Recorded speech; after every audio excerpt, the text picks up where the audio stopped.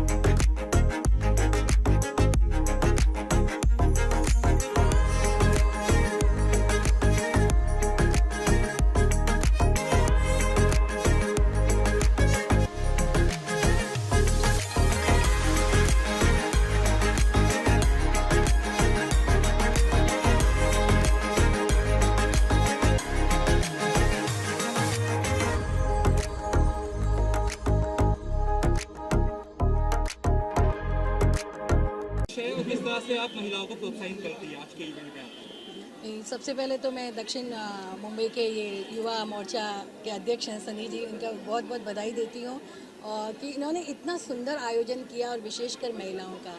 देखिए, हम महिलाएं होती हैं, घर परिवार सब संभालती हैं, हम सब की खुशियों का ध्यान रखते हैं, तो हम भी आशा करते हैं ना कोई हमारी खुशियों का ध्यान रखे।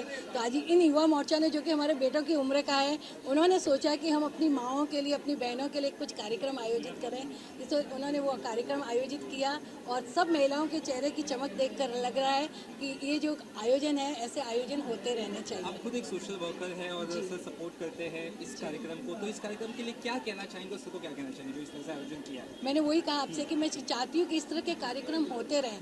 जब आप किसी की प्रशंसा करते हो, किसी को आगे बढ़ाते हो, तो उसको और काम करने का जोश चढ़ता है। तो आज जब ये यहाँ से जाएंगी ना, तो अगले 4 महीने के लिए, 5 महीने के लिए इनके अंदर इतनी स्फूर्ति आ जाएगी और ये परिवार के लिए इतना ज़्यादा कार्य करेंगी कि मतलब तो सारे घर वाले खुश होंगे। क्योंकि मेरा ये मानना है कि जब एक महिला स्वयं अंदर से खुश रहती है, आनंदित रहती है, तो वो दूसरों में खुशियाँ बांटती हैं और दूसरों को खुशियाँ देती हैं। अगर हम स्वयं दुखी हैं तो हम दूसरों को क्या दे सकेंगे?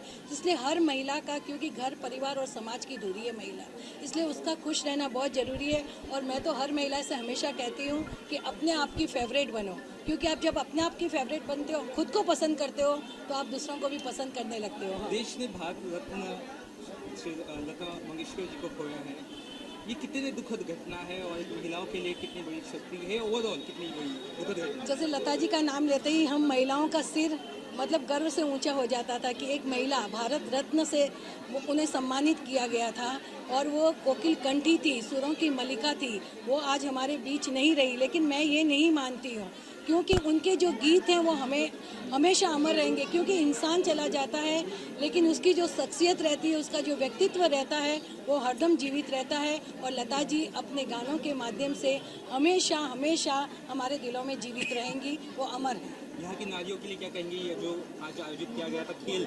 किस तरह से आप कहेंगे, उन्हें क्या प्रोत्साहन देंगे महिलाओं?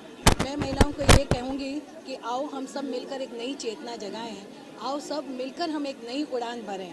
भले पर न हो हमारे, लेकिन हौसले हमारे बुलंद हैं। ठान लिया है मन में एक नया आसमां बनाना है, जहाँ न पहुँच सके रवि वहाँ भी हमें जाना है। आओ हम सब मिलकर करें एक कोशिश कि चाहे आए कितनी भी कठिनाइयाँ, कितनी भी बाधाएं, हम कभी हार न मानेंगी।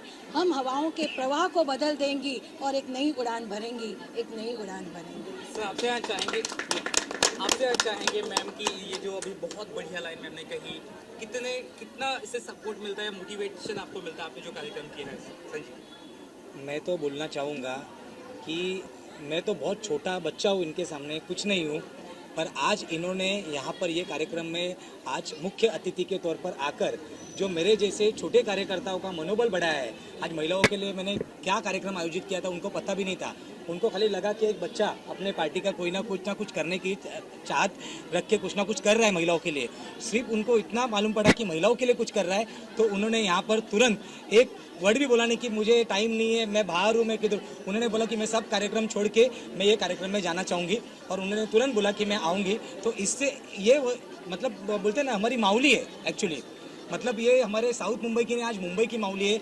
आज हमारे लोढ़ा साहब जो है, वो लोढ़ा साहब के पीछे आज बोलते हैं ना, एक स्ट्रांगली माऊली की तरह खड़ी रह के जो आज उनके पीछे से उनको जो सपोर्ट कर रहे हैं, और जो आज लोढ़ा फाउंडेशन जैसे इतने बड़े एनजीओ का, आज आप जानते हो लोढ़ा फाउंडेशन कितना बड़ा एनजीओ है, इतने बड़े एनजीओ का वो प्रेसिडेंट आज वो है, चेयरमैन वो है, वो इतने अच्छे तरीके से काम उनका ग्राउंड लेवल पे चल रहा है, आप सब जानते हो।